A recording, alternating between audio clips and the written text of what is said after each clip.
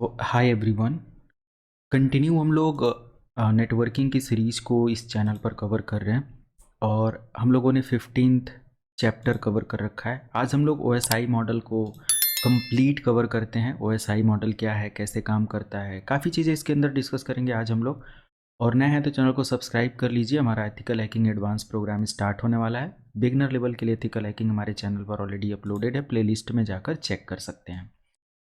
तो गाइस बात होती है कि हमारा जो OSI मॉडल है ये एग्जैक्टली फंक्शन क्या करता है। तो इन लास्ट सेशन, अब देखो लास्ट सेशन को मैं रिपीट नहीं करूँगा, बट यस मैं बिल्कुल स्टार्टिंग से इसको 0 टू कंप्लीट फिनिश करते हैं आज, सारी लेयर्स को एक्सप्लेन करते हुए और समझते हुए। तो एक तरफ हमारा मान लिया सेंडर है और ये अपनी कंप्यूटर सिस्टम से मान लिया कोई ईमेल है ना, कोई मेल भेजना चाहता है किसको, इस रिसीवर को, है ना।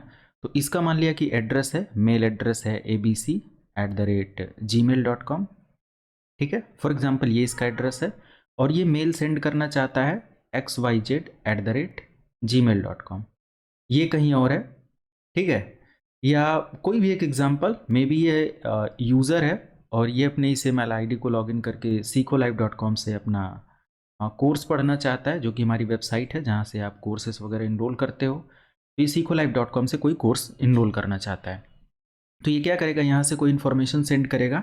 और लास्ट सेशन हमने देखा कि जो हमारा OSI मॉडल है ये डेटा फ्लो को डिस्क्राइब करता है, यानी कि with the help of OSI model we can acknowledge और we can understand the data flow in between sender and receiver. Okay, it may be in local environment और it may be in वैन environment. Okay, तो कहीं पर भी जो sending receiving process चल रहा है डेटा का, वो हम लोग इसके थ्रू समझते हैं, राइट। तो इसमें हम लोग टोटल 7 लेयर्स को समझते हैं और इन 7 लेयर्स के अलग अलग फंक्शंस होते हैं, जिसमें हमारा 7 लेयर एप्लीकेशन होता है, 6 नंबर पर प्रेजेंटेशन है, एंड देन 5th पर सेशन है, और 4th पर हमारा ट्रांसपोर्ट है, then 3rd network layer, and then 2nd data link layer, then 1st हमारा फिजिकल लेयर। इधर भी हमारा 1st फिजिकल लेयर है, 2nd data link, 3rd, 4th, 5th and 6th and 7th। तो सेम इधर भी होता है। और इधर जो हमारा लेयर है इसको हम लोग टॉप लेयर बोलते हैं, टॉप लेयर, और ये हमारा एक तरीके का बॉटम लेयर हो जाता है, राइट। तो बॉटम लेयर हो जाता है। जब हम किसी नेटवर्क को स्टेब्लिश करते हैं तो हम लोग हमेशा बॉटम लेयर से केबलिंग, फिजिकल डिवाइस से सारी चीज़ें इंप्लीमेंट करते हैं और यहाँ से हम लोग सारी इन्फॉर्मेशन, सारी चीज़ें आगे प्रोसीड करते हैं। बट जब हम काम करते हैं तो एप्लीकेशन लेयर और इन सब चीज़ों की ज़रूरत होती है।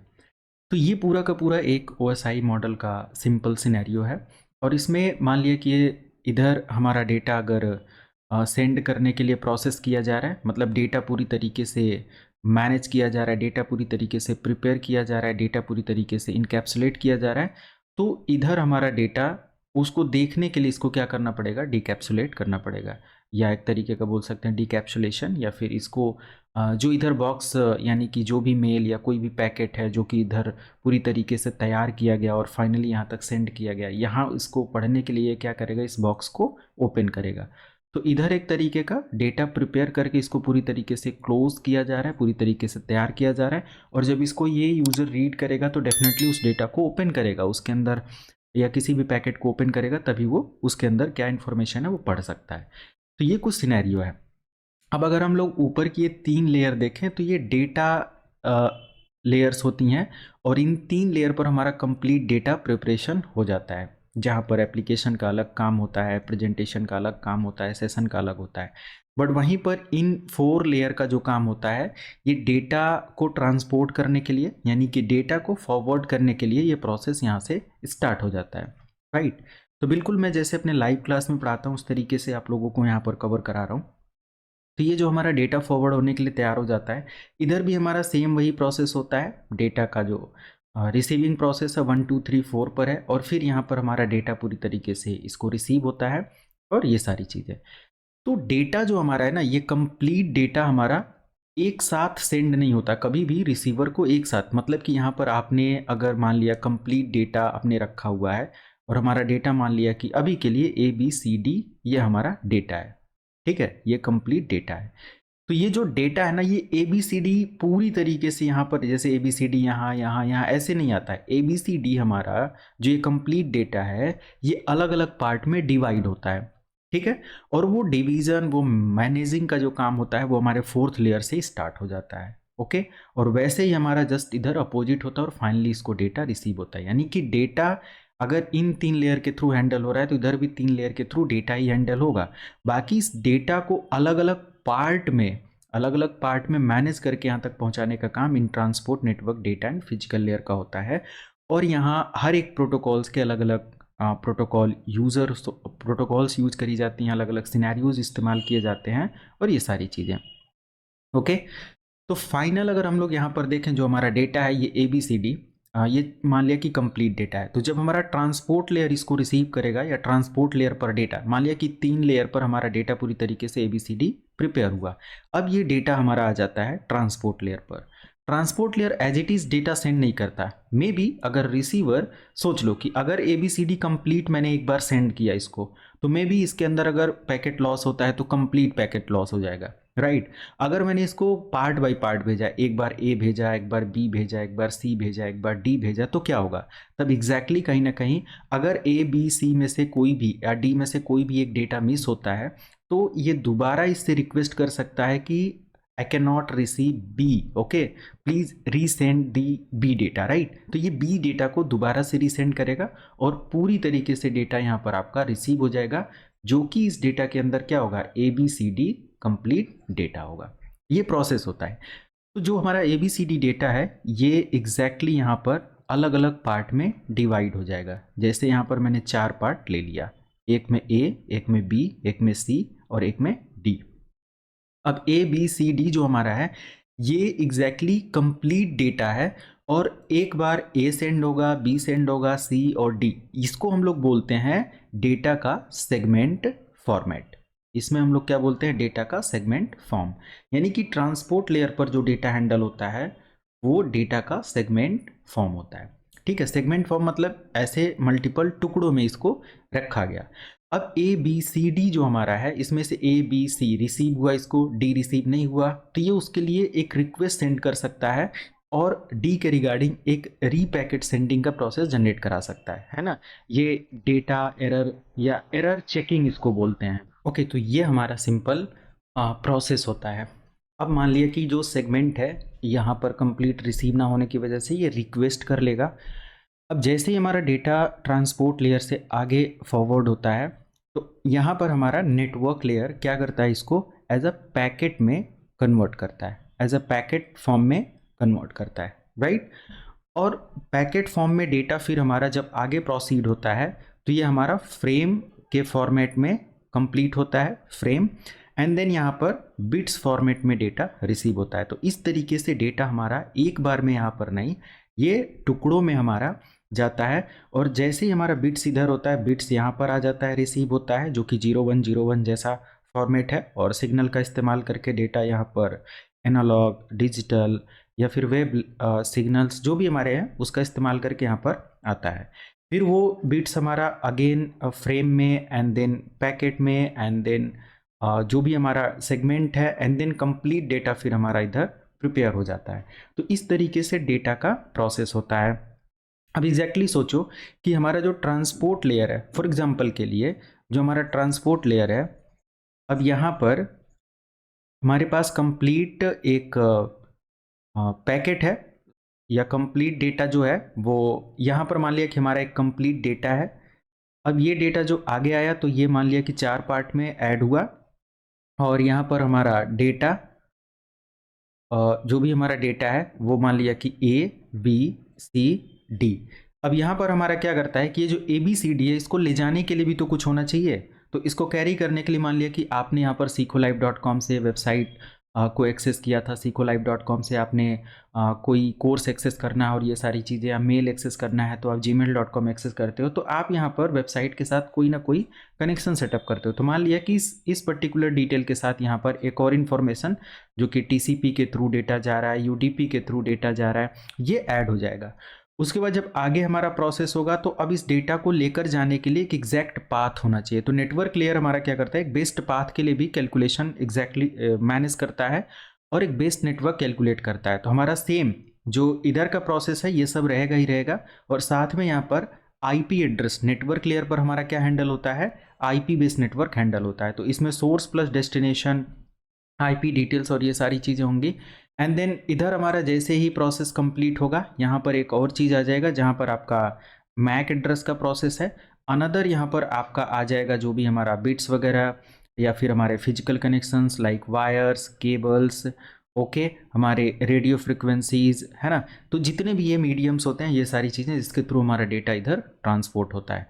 ये सिंपल ओवरव्यू मैंने यहाँ पर बताया कि this is the process of working regards OSI model.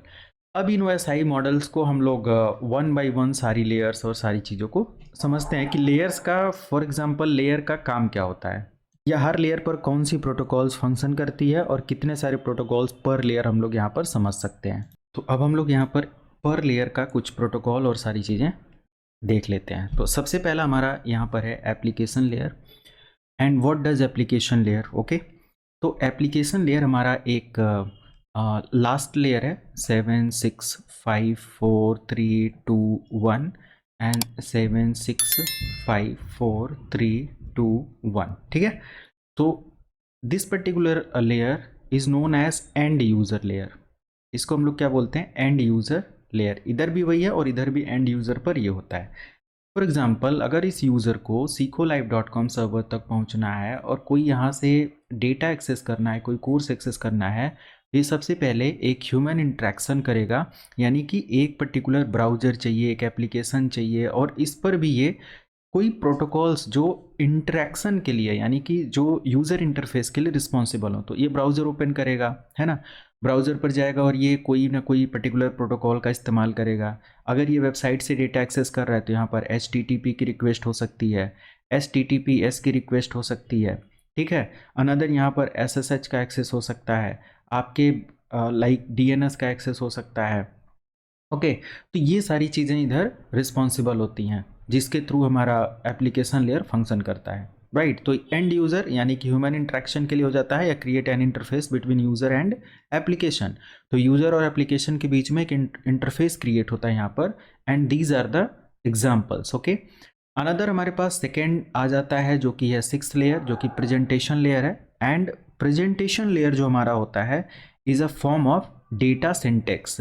What about data syntax, यानी कि डेटा का सिंटेक्स क्या है, तो डेटा हमारा किसी न किसी फॉर्म में होगा। डेटा में भी फोटो हो, फोटो को हम लोग एक एक्सटेंशन बोल सकते हैं, लाइक JPG फॉर्मेट हो सकता है, वीडियो फॉर्मेट MP4 हो सकता है, या PDF हो सकता है, ठीक है, या फिर अनदर कोई भी पर्टिकुलर लाइक फॉर्मेट हो सकता है।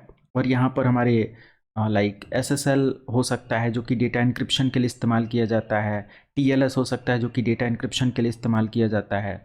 मल्टीपल सब ऐसे फॉर्मेट हो सकते हैं जो कि हमारे प्रेजेंटेशन लेयर पर, एंड इनका काम होता है डेटा को प्रेजेंट करना। अगर हमारा एक फ़ोटो है तो सिंपल JPG पैक होगा, अगर वीडियो है तो MP4 होगा, अगर कोई डेटा इंक्रिप्टेड फॉर्म में है तो वो SSL होगा। तो इन सिंपल हम लोग बोलते हैं कि इन कैप्स प्रेजेंटेशन लेयर इनकोडिंग, यानी कि डेटा को इनकोड करने के लिए, डेटा को लाइक इनक्रिप्ट करने के लिए।